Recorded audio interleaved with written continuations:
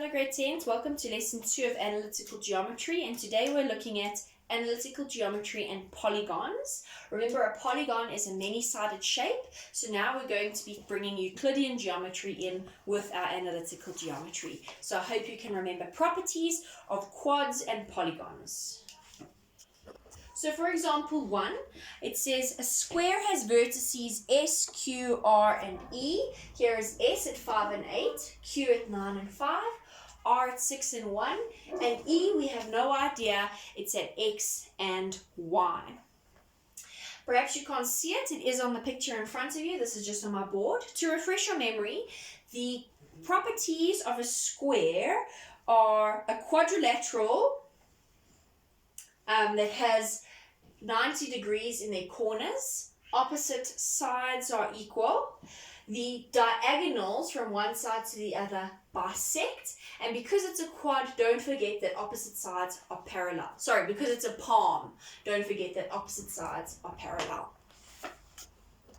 So question A says, using the fact that the diagonals of a square bisect each other, determine the coordinates of E. So if the diagonals bisect, okay, from S to R and from Q to E, this point here, no matter what diagonal you're on, is going to be the same. I'm going to label it point M. Why? Because it's actually a midpoint. If the diagonals bisect, M is actually the midpoint between these two diagonals. So I'm going to figure out the coordinates of M between S and R, and then I'm going to use that coordinate to find E by using QE. So let's go. The midpoint between S and R, so X value for M, the midpoint, we take the two, we add them together, and we divide by 2, and I end up with, and I get 11 over 2, remembering that this is 6.5. And let's find the Y midpoint, where I add the two Y coordinates together, 8 plus 1, which is 9, and I divide it by 2. So I get 9 over 2, which bearing in mind is 4.5. So this point here is at 11 over 2 and 9 over 2. That's my midpoint. So we've got the midpoint, and now I'm looking between line E and Q. I know that when I added the X and the 9 and divided it by 2, I got 11 out. So let's look for X. So to find X, my result was 11 over 2 when I added 9 plus X, and I divided it by 2. So I get 11 is equal to 9 plus 2, because when I times both sides by 2, the 2's cancel. Sorry, not 9 plus 2, 9 plus X. Solving for X, I take the 9 over, and X is equal to 2. So E has a coordinate, X coordinate of 2. And similarly, let's find the Y coordinate for E. I know that when I added the two Y coordinates together, the result was 9 over 2. So I got 9 over 2 out when I added Y plus 5, and I divided it by 2. Solving for Y would mean multiplying by 2, and multiplying by 2 would mean that these cancel out. And I end up with 9 is equal to Y plus 5. Taking the 5 over, Y is equal to 4. So therefore, E has a coordinate of 2 and 4. So 2 and 4 gives me a square because the diagonals bisect. B says if E is the point 2 and 4, which indeed we did figure out, prove that the diagonals of a square are equal in length. So what does this mean we need to do? We need to do the distance formula. So I'm going to find the distance of this diagonal and the distance of that diagonal. So the distance of SR is equal to, the distance formula. I substituted in my points into the distance formula. I took the point S and R. I made R my X1, Y1, and I subtracted. And when I put this straight into my calculator, I get 7,07. Similarly, if I was to find EQ into my distance formula, I would substitute the points E and Q. In my case, I made E, the point x1, y1, and Q, x2, y2. If you had swapped it around, you wouldn't get any difference. I substituted it in, and I end up with the value of 7,07. Hence, SR, the distance of SR, equals the distance of BQ. And therefore, I've proven that the diagonals of a square are equal in length. Example 2 says, prove that the following quadrilateral are parallelograms using analytical methods. So analytical methods, I must prove a property of a palm. Remember, a palm has opposite sides are equal, or opposite sides are parallel, or diagonals bisect, or one pair of lines equal and parallel. Also, opposite angles are equal, but obviously there's no angles. We're not talking about angles here, so I'm not even going to focus on that.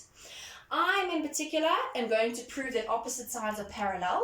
You can prove opposite sides are equal as well. You're welcome to do that.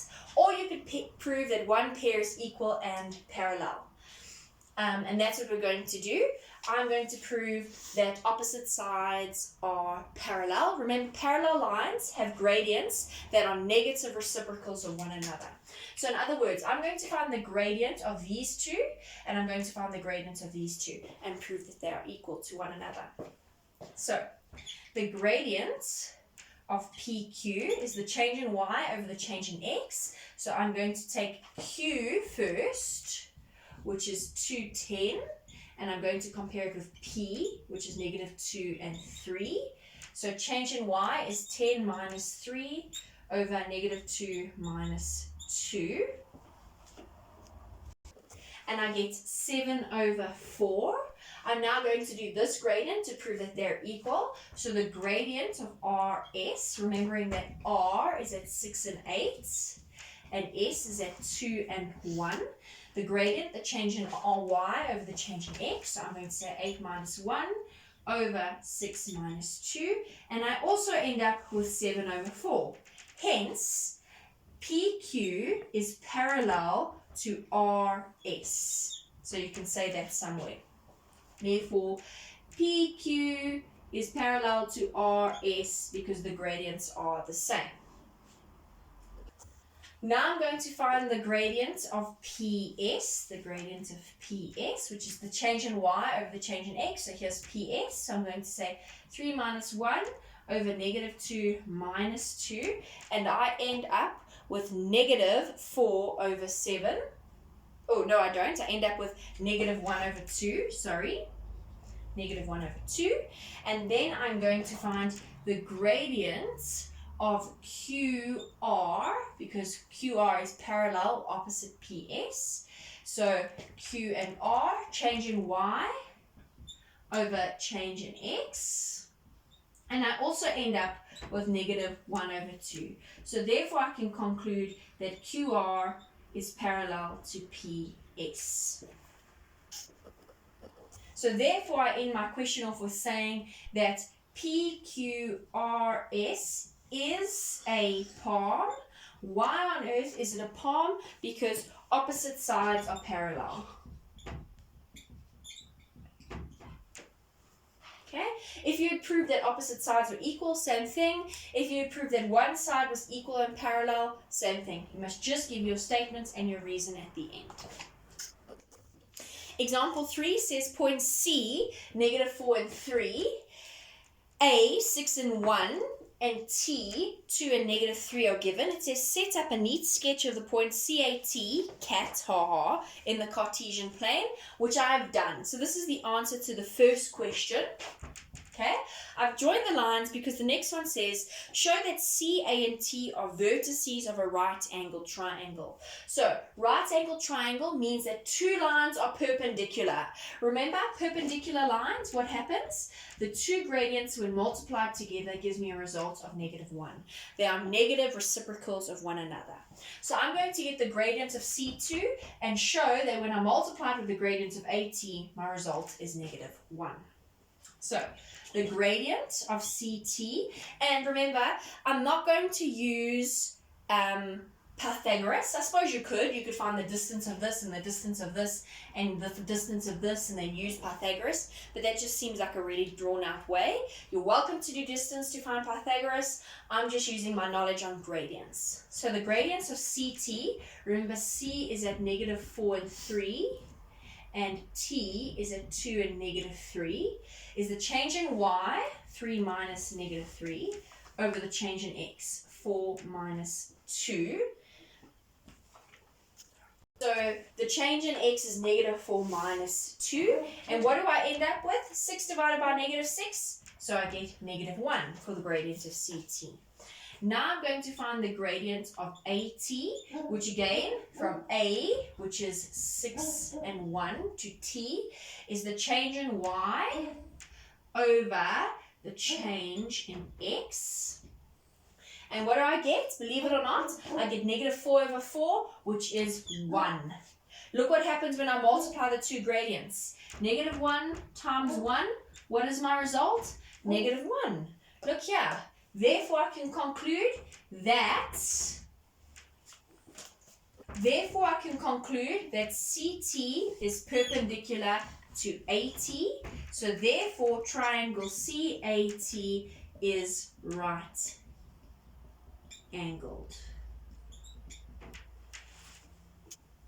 The third and final question for this example says find the fourth vertex so that CATS forms a rectangle. So we must find a point called S so that CTAS forms a rectangle. So I'm now assuming that my S is going to fall somewhere here.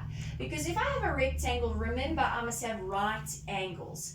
If they said to me I want a quadrilateral, my S could have fallen down here because I don't need right angles in my corners. But because I need right angles, remember this angle here must also be a right angle because opposite angles are equal. Sorry, this is a very freehand sketch.